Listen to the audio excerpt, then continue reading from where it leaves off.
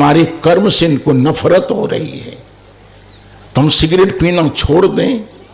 ऐसा नहीं करके हमसे वो कहा कि बाबा अभी बस रुकी हुई है, बाहर चले न जाइए।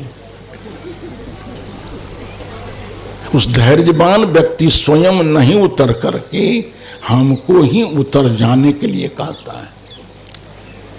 इन सारी की सारी अव्यवस्थाओं को देख करके मैंने बस पर चलना छोड़ दिया। इतनी नशाखोर लोग हो गए हैं, इतने गुटखाखोर लोग हो गए हैं।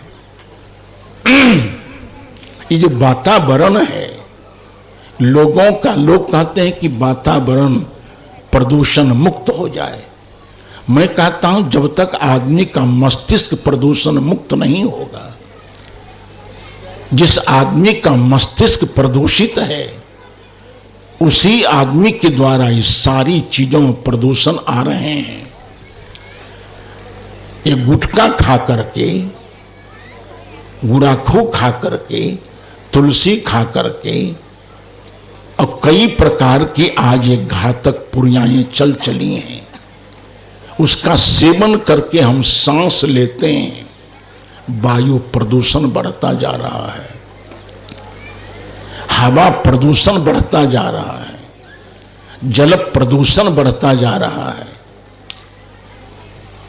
केवल आदमी के मस्तिष्क प्रदूषित होने के नाते सारी खाने पाने पीने की चीजें भी प्रदूषित होती जा रही हैं। अपने आश्रम पर मैंने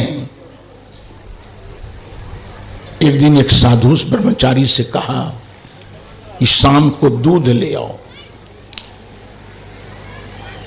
दूध लेकर आने में ब्रह्मचारी को हो गई देर, तो मैंने देर होने का कारण पूछा तो उसने कहा कि साहब गौ वाले ने पहले गौ को इंजेक्शन दे दिया, इंजेक्शन दे करके तब दूध निकाला। हम कहा इस दूध को नाली में गिरा दो, ये दूध प्रदूषित है। इसलिए कि गौ वाला और दूध निकालने वाले का दिमाग प्रदूषित है। गौ दूध अधिक दे दे, योग्यता से अधिक, इसलिए इंजेक्शन का प्रयोग करता है। उतना ही नहीं करता है, दूध पैदा करना बुरा नहीं है, बाजार में बेच देना भी बुरा नहीं है। बुरा यह है कि गौ ने दिए 5 किलो दूध, प्रदूषित मस्तिष्क का आदमी उसने मिला दिया पानी। ये कितना बड़ा अनाचार और सफेद पाप है कि हमारे यहां दूध 40 रुपए किलो मिलता है। यहाँ पानी की क्या भी कीमत है मुझे पता नहीं। हमारे यहाँ पानी की कोई कीमत नहीं है। जहाँ है नल में से, कुआं में से पानी निकाल कर पियो। हमारे यहाँ पानी बहुत सस्ता है, पानी का कोई मूल्य नहीं है, कोई कीमत नहीं है। अब दूध मिलते हैं 40 रुपए किलो। अब जो आदमी का मस्तिष्क विकृत है, जिस आदमी का मस्तिष्क प्रदूषित है, दूध में पानी मिला देता है। अब दूध है 40 रुपए किलो, अब पानी की कोई कीमत नहीं है, उसने पानी मिला करके 40 रुपए की दर से पानी बेच लेता है। इससे बड़ा सफेद पापी धरती पर कौन होगा। एक तरह से हमारे कर्म बिगड़े नहीं हैं। मैंने कहा जहां जिस अवस्था परिस्थिति में है, हमारे कर्म दुरुस्त नहीं है। मैंने निवेदन किया कि कर्मों का सुधार सबसे बड़ी साधना है।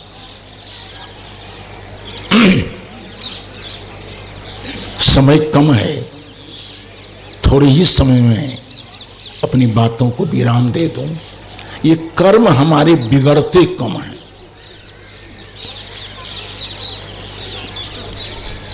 कर्म सुधरेंगे कम। तो प्रत्येक भाई और बहन के अंदर चाह है, इच्छा है। चाह सभी भाई बहनों के अंदर है, अब बाहर में राह है। जब तक चाह और राह में समन्वय नहीं होगा तब तक कर्म कभी भी सही नहीं हो सकते हैं। चाह और राह में समन्वय, सभी लोग आसानी से इस बात को समझें कि प्रत्येक पति के अंदर ये चाह है। एक उदाहरण देता हूं केवल, प्रत्येक पति के अंदर ये चाह है कि उसकी पत्नी एक पतिव्रत धर्म का पालन करे। अगर पति की चाह ये है कि उसकी पत्नी एक पतिव्रत धर्म का पालन करे, तो उसी चाह के अनुकूल पति अगर राह पकड़ ले, वह भी एक पत्नी व्रत का धारण कर ले, पति हो जाए एक पत्नी परायण, अब पत्नी हो जाए एक पति परायणा।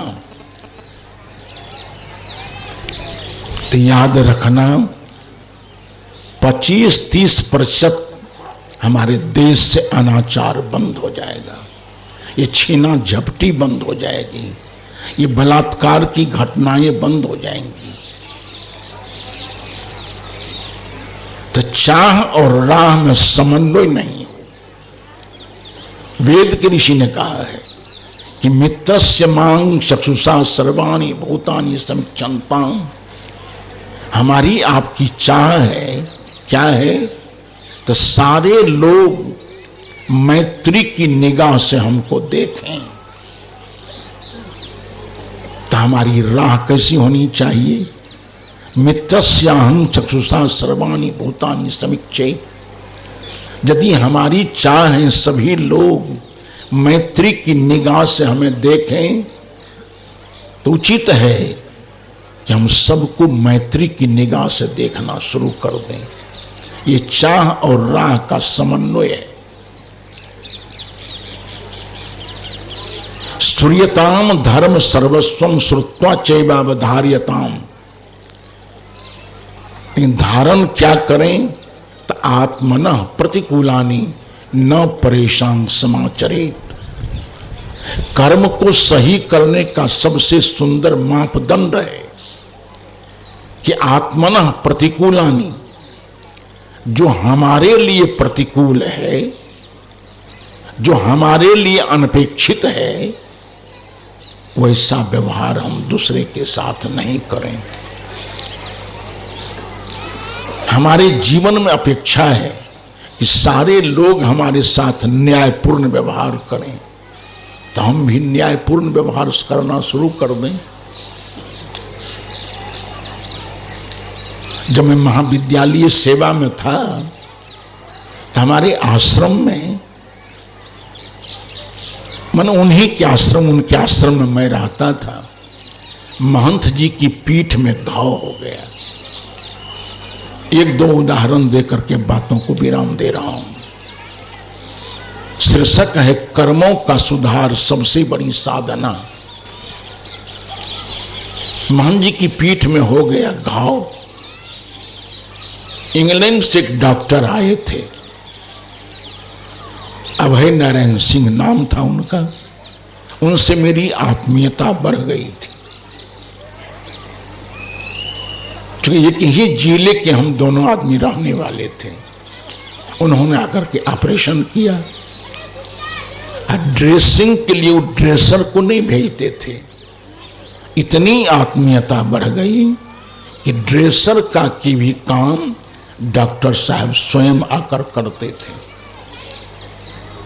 अब चूल्हे पर तपेली चढ़ी है, पानी खौल रहा है, उसमें रुई और कपड़े की पट्टियां तैर रही हैं। मैं बगल में खड़ा था। मैंने कहा, डॉक्टर साहब, देश में लोग हमको जिस रूप में देखता है उस स्तर तक पहुंचाने में 65% श्रेय महंत जी को आता है। आज ये पीड़ित हैं, उनकी सेवा में हम काम आ जाएं तो हमको भी बताइए कि हम भी कुछ सेवा करें। उन्होंने कहा ये खौलता हुआ पानी में रुई या कपड़े की पट्टियां हैं, लकड़ी के सहारे उसको निकाल लीजिए, अब पानी निचोड़ करके सेकिए। आसानी से मैंने पट्टी को निकाल तो लिया, अब पानी निचोड़ करके महंत जी की पीठ पर दे दिया। एक तो घाव का कष्ट था, नहीं सहने योग ताप वाली पट्टी चली गई इधर से, महंत जी की परेशानी बढ़ गई।